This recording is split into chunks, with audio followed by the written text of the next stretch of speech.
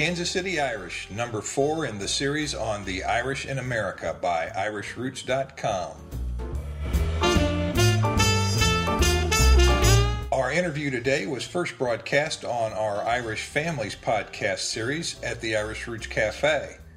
I'm going to play that first interview here directly from that podcast, so you'll notice a little different format, but the interview is so good it just had to appear in the Kansas City series. We'll be going back as far as the 1880s today, so sit back and relax, and we'll listen to a few stories about Browne's Irish Market, the oldest business in Kansas City. And just in case, the festival at Browne's was set for the year 2007. That's either just a few days from now or it happened a long time ago, depending on when you tuned in.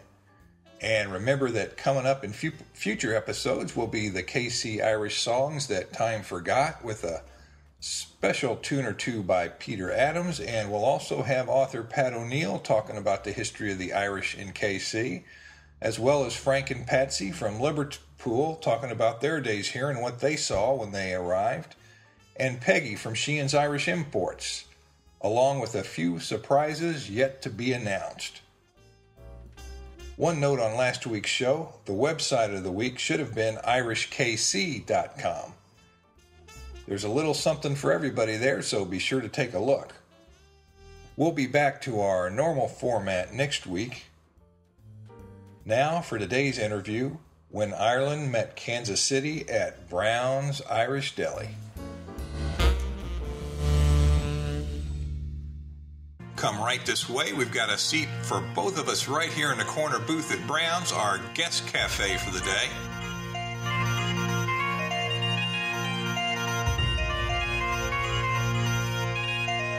Oldest Irish business in North America. She says the only thing I ever stole in my life, and I had to go right up to church and confess it. And it ends up being Puff Daddy. I mean, here's Sean Puffy Combs, a famous guy, and you know he's thinking, why didn't they just say they want my autograph?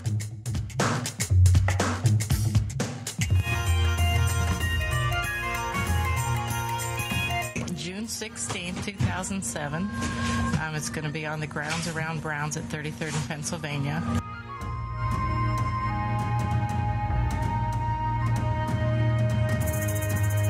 I'm Mike O'Loughlin, your host.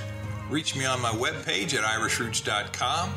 That's where you can check out the written show notes on my blog for this episode and search all of our podcasts by typing in any search term that you like.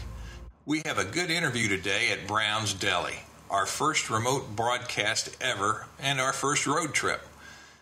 We've all been invited to their shindig on June the 16th, so keep that in mind too. I'll be there doing some more interviews, so come on down and enjoy or tell me a good story. Where's the oldest business in North America, the oldest Irish business, and maybe even in the world? I bet you don't know and you can't even guess unless you've already been told. And how did Sean Puff Daddy Combs come to a place of honor there? The name of the week is Browne, no matter how you spell it, in honor of our guest. The name of the place is Browne's, and I think you spell it with an E at the end, and that you should never forget that. Isn't that right, That Carrie? is right. That's the Irish way. Don't forget our E at the end. That's right. Very particular. Now, what kind of history is there behind that you know about your family, where they came from, or what they've done in the States? Well, it's been easy for us because a lot of them are still there, so we didn't have to trace it. They're all in County Kerry, Ireland. The store was opened by my great-grandparents, Ed and Mary Flavin, and they came from Listowel, which happens to be a sister city. That was Flavin, you said? Flavin. Flavin, as they'd say it. Flavin? Yes. And where did they come from? Listowel in County Kerry. That's right. That's not Listowel. It's Listowel. Listowel. And it's a sister city to Shawnee, Kansas. I'll be doggone. And what year did they come here and open up Browne's Irish? Is this Browne's Irish Market, Irish Deli? Browne's Irish Market and Deli. Okay. When you're 120 years, you just keep adding names on. That's right. It gets longer and longer. Patrick and Son and Son exactly. and Son. They came in approximately the 60s. They opened Browne's, it was actually Flavin's Market at that time, in the front of their house at 27th and Jefferson. Right. And then they moved to our current location in 1908. 101, which was kind of on the outskirts of the city of Kansas City. Right. And we've been in this building ever since, and this year we're celebrating our 120th anniversary. Now, 120 years, that's pretty special. If you ask somebody where the oldest Irish business, Irish-owned business? Oldest Irish business in North America. In North America. This would be good for our listeners in Halifax and Toronto. The oldest Irish business in North America. It's right here. And what city is this in? Kansas City, Missouri. Nobody would have believed it. No. They would have said Boston, New York, Chicago. That's quite an accomplishment. Yeah, and it's confirmed by the Irish Trade Board, and they think we might be the oldest outside of Ireland, but they just don't have records. That's amazing. This is a secret that it's just been too big a secret for too long. The rest of the world should know. And you're doing your part to spread the word. Yes, we Happy are. to tell people. It's going to be fun. Oh, there's Big John Sweeney. What's he getting? What's your special? He's ordering that special. What's the special today? Oh, today it's shepherd's pie. It's shepherd's pie. Brown meat with fresh vegetables topped with great Irish potatoes and cheese. Boy, be sure to give him a double dose or he'll be coming back for more. I know him too well. Maybe some brown bread to go with that? That's right. Well, now, was it a deli back in the beginning? No, we think it was like a mercantile. We picture it like a Little House on the Prairie, Nellie Olson's family place, in the front of their thing. And they had dry goods for trade, eggs that local farmers would bring in, chickens. The relations from Ireland sent lace and different handmade goods that they sold. So it was kind of an everything. And then when they moved here, they got more into the grocery business. And then their daughter, Margaret, married another immigrant, another Kerryman from Knocknagoshel County, Kerry, Ireland. And what was that name? Jim Browne, James R. Browne Sr. And he went on to start AG, Associated Wholesale Grocers, which is a national that's a very well-known name. And he was one of 7 founders. And this was more of a grocery store then. They had fresh meats. They'd always would keep some of the goods that the relations from Ireland would send them. The lace was a big thing that people always talk about. They remember at Brown's. And sweaters would be hand knit by different relatives. Well, now you're located on Pennsylvania? Correct, 33rd in Pennsylvania. Now, do you have any recollections of any stories or any personalities? How far back can you go with what's been handed down to you? From what, 1860? 1880s is when we kind of first started hearing about it. We don't have a lot of stories from back when it was in the front of their house, and in fact the only way we know that is we've looked up records. Oh, that's because it was the same address. The business was the same address as their home, so we're just assuming it was in the front of their house because in that time that's how things were set up. Sure. But once they moved here, we have more records because it was a huge deal that they started this company outside of town. And we have lots of stories. There's so many, you don't know which ones are a bit of yarns and which ones are... Oh, that's right. Well, why don't you share a few with us, because as I told you earlier, this broadcast is going to be around for a long time. Maybe 100 years from now, people will say, what were they like back in 2007, and what did they remember? Way back when. So it'd be nice if we could talk to those people in 1880, but we can't. But now we can talk to the people in 3007. So what stories do you think, what sort of sticks with you as something you really remember?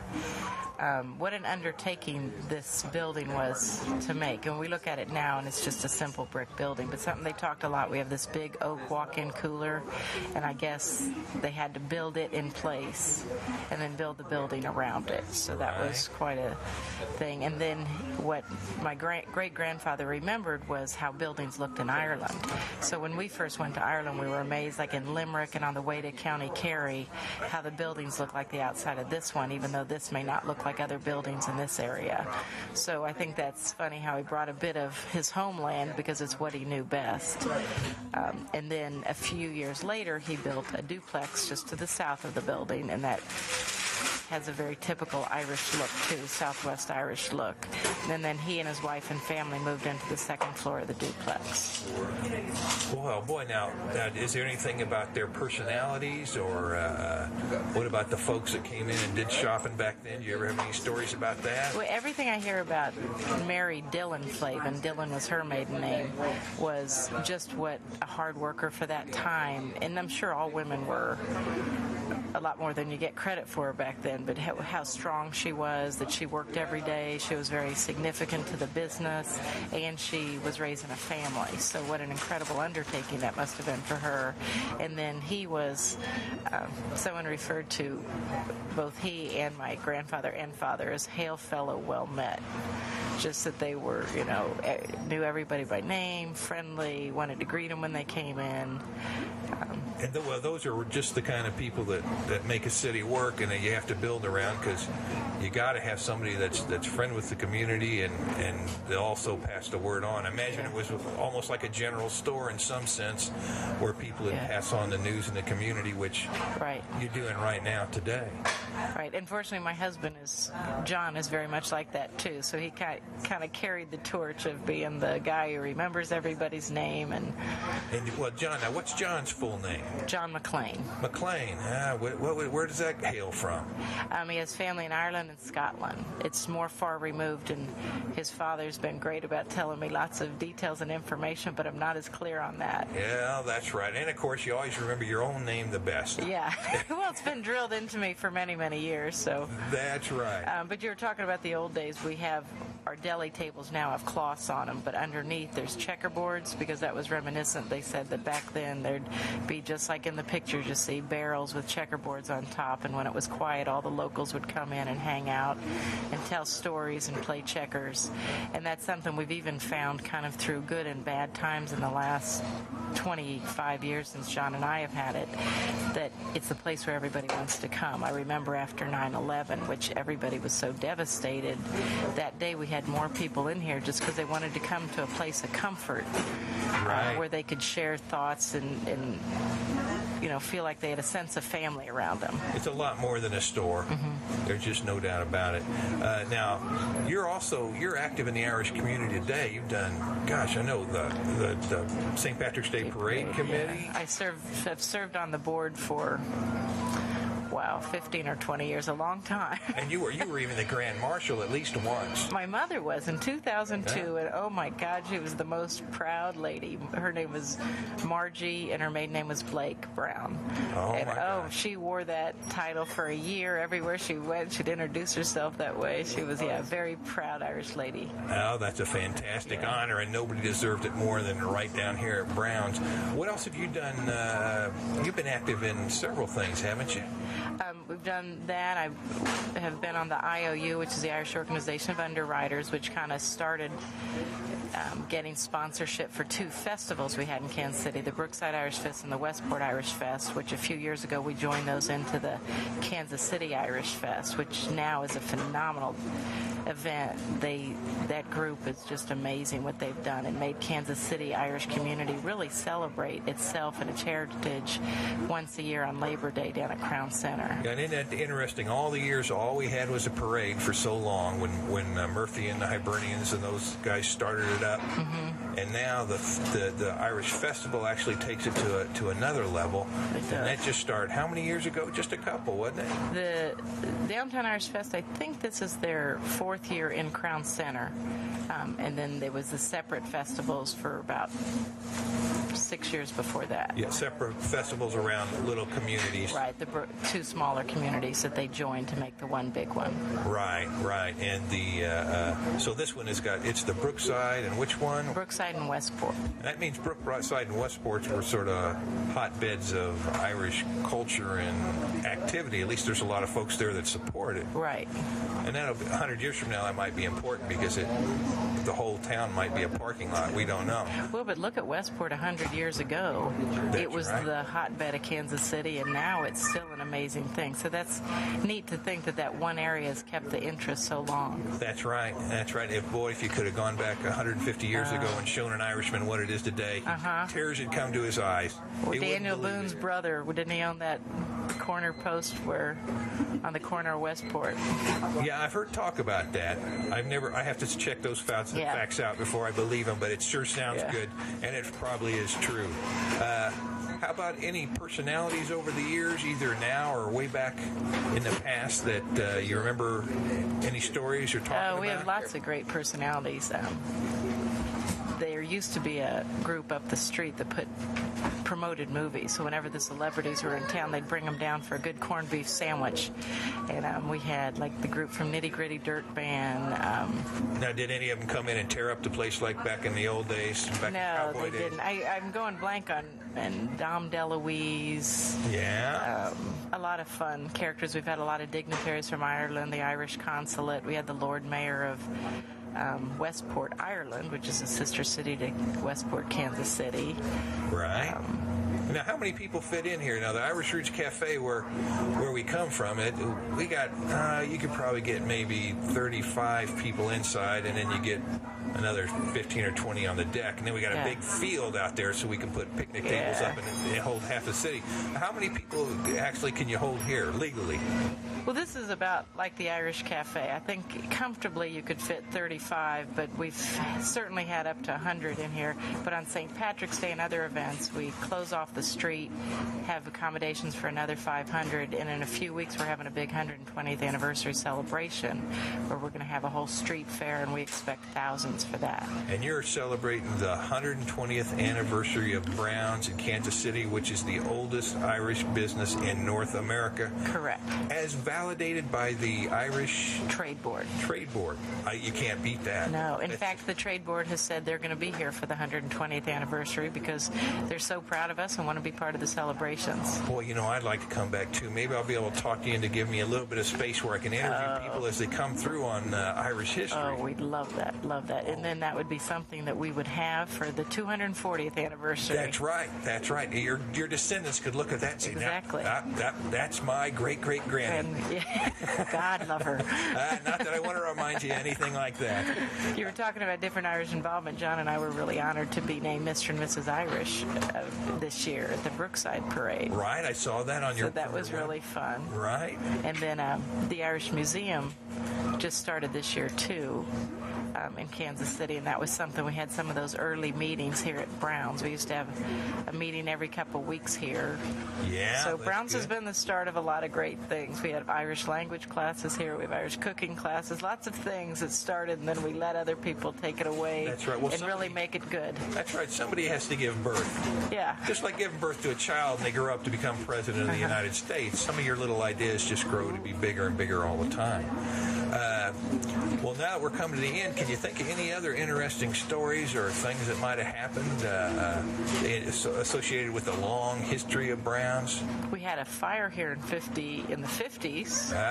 And luckily, if that fire had come down, it might have changed history. Yeah, we think of that a lot. It was in the apartments upstairs, and there's a lot of water damage, which is kind of we see around to remind us. Right. But unfortunately, a lot of photographs and different things that we would have had from before that were destroyed in that. So unfortunately, we don't have as much documentation. Oh, that's right. My sister and I, when we were in high schools, interviewed some relatives and different things and got information of how the store might have been. So we made a little miniature store. And it was really great for us because it gave us a better feel of what it must have been like back then with the, how much more work everything went. So the bins of open food. There's one lady who comes in here and she's probably 85. She's been coming in since she was a little girl. And she said my grandfather was a 6'4" strong guy with a strong Irish brogue, and she'd look at him and be a little scared, and she'd try to sneak a cookie. She one time took a chocolate graham cracker cookie out of the bin. She says the only thing I ever stole in my life, and I had to go right up to church and confess it, that Mr. Browne was going to catch me and tell everybody. So she said I never stole again after that, and I've never had another chocolate-covered graham cookie after that. Boy, you learn a lot of lessons right here at Browne's. That's one more of the important ones, I'm telling you. And this started around the 1880 or so. Back then they had torchlight parades on St. Patrick's Day. Can you imagine a big group of Irishmen walking down the street with torches lit on St. Patrick's evening? No. Just doesn't seem safe, does it? That's why I'm saying you're real lucky that this place is still standing. Well, that's great.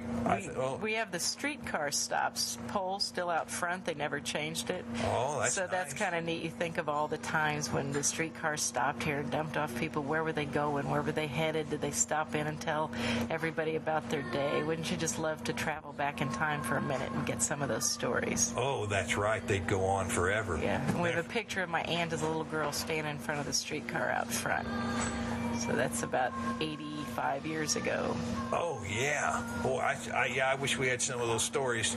Could have kept a book right here, a little journal, and written down things that had happened. Yeah, and that's actually something the last 10 years we started because people come in and said, oh, I remember a story, and I couldn't remember them all. So we keep a journal. When somebody starts out with that, we hand it to them. So Great. Now there is a book of some different great stories. And it also lets you get back to work. Yeah, because as the Irish, they can go on a bit with those stories. So writing it down is a good thing. That's good. That's right. It's good for the best. And so you got the Browne heritage. What other lines come into your heritage? My mom was a Blake, and her family is in Camp, which is near Dingle on the Dingle Peninsula. Oh, you still? And in Ballybunion. Okay. So they're all Kerry people. Right. And ironically, Blake and Browne were two of the tribes of Galway. That's right. So they met, and I think it's something interesting, and a lot of listeners might find this too, that the relations that marry here end up being 5 minutes apart back in Ireland. Yeah. I mean, there's some sort of tie that binds people together. Yeah, it could be some kind of strange fate that brings you back together. You don't know what did, but there's something there. I know that's true because it happened to me one time. I was over there. I was researching Donahues and Kilmartins on my mother's side, and they had gotten married and produced my mom's line. But I got picked up walking in the hills of Glenflesk by a cab driver. And I started talking to him, and I just told him the two names. And he says, "What names was that?" And I said, Kelleher and Donahue. And it turns out that his son and daughter-in-law were Kelleher and Donahue, and they were being married later that day. And I thought, boy, there's some connection here with that. What a small world. Yeah, it is indeed. Well, we wish you a lot of luck, and hopefully we'll be back here for that celebration. What was the date? June 16th, 2007. It's going to be on the grounds around Browns at 33rd in Pennsylvania. And, you know, Michael, I mentioned earlier, I just want to thank you, too, for all the interest you've kept up in Irish history. Back when it wasn't trendy, it wasn't cool, you were there and you always kept an interest, and I think that's what helped promote it in Kansas City and keep it what it is today. Hey, thanks. I appreciate that. It sure was a lot of fun, and, of course, back then I was a lot younger and I didn't know any better. You look just the same. Not a bit of difference, I know, and you look even younger. Thank God this is radio. That's right. We can say anything we want. Well, I can see Big John Sweeney's had his meal and he's ready to move. Yeah, he's full of shepherd's pie. Yeah, look. Oh, he's looking at those suits. I don't know if he got one big enough to fit him. Maybe before the shepherd's pie it would have fit. Yeah, that's right, but not any longer. Now, if people come in from out of town, could they come in from out of town for your celebration? Oh, sure. We expect people from all over. We have some people from Omaha and St. Louis and Chicago who's already said they're coming in, and it's going to be great fun. The Elders is our big closing act, the big local act, and we have Irish dancers. We have a lot of other local musicians. All aren't confirmed yet. There's going to be a children's activity area, a heritage history tent, which we hope you will be set up getting interviews of people. Oh, man. So lots of fun stuff to see, and it's also going to be a fundraiser for a local school. Boy, that'll be great, and we're helping people at the same time. Yeah. That's been a hallmark of Browns. They're not just out for themselves. They help the whole community around them. You got to take care of the people who've been there for you. Hey, that's right. Any Irish politician will tell you that. Yeah. Well, it's been real good. Been real nice talking to you. I can see these guys getting a little antsy. They'll probably do a little more shopping, and then we're off, they're off into the bus, and I get to go my own way because I led the way in a car. I like to have a little independence, you know. Somebody's got to clear the way to make sure everything's okay when they finally get there. When they guys drag in like they did. Yeah, that's right. Well, it's early in the morning. As a matter of fact, this is the earliest we've ever gotten out and done a broadcast. Cool. Thank you for coming to see us this bright and early. It's not the Irish way to get up early, is it? Okay, not in my Irish way, I'll tell you that. Well, thank you very much, Kerry. We'll be talking to you later. Thank you so much. Bye-bye. Bye. Now, why don't you tell us that story about the very first time you ever had a credit card used here at the store? Sure. Well, you know, it's not that big a deal for most places, but we've been in around 110 years and just started accepting credit cards, and we were so excited about it. My mom was at the checkout, and this guy comes up and, "Oh, congratulations, sir," as he handed her the credit card. "You're our first credit card customer. Oh, will you sign this? And can we take a picture of you?" And we're all looking at him. He's a very nice-looking guy, and we said, "How did you happen to come to Browns?" "Oh, TV4 down the street sent me in. Right. And later that night, we're watching the news, and there's this guy on TV4 who's dressed exactly like our very first credit card customer, and it ends up being Puff Daddy. I mean, here's Sean Puffy Combs, a famous guy, and you know he's thinking, why didn't they just say they want my autograph? I know they know who I am, but we didn't. We're just that, you know. Boy, that's great. You would have thought you would have had a big celebration with a band could have gone off on that. Yes. And you would have thought it would have been a Flaherty or a Flavin or a Brown, but it was no, Puff Daddy. Puff Daddy. Boy, that's great. That's a great story, and I bet you got a million of them. We'll be back for some more later. This is Mike O'Loughlin at the Irish Roots Cafe signing off. Be sure to come back next week. Reach me anytime at mike@irishroots.com or drop by the Irish Roots Cafe 24 hours a day. If you'd like your book, music, or family search featured here at the cafe, send an email or mail to me at Box 7575, Kansas City, Missouri, 64116. And don't forget to read the blog that goes with this podcast. I put web addresses and other details in the written blog at irishroots.com. Leave a message or your family search by phone at 1-816-256-3360. Love to get the comments for the show.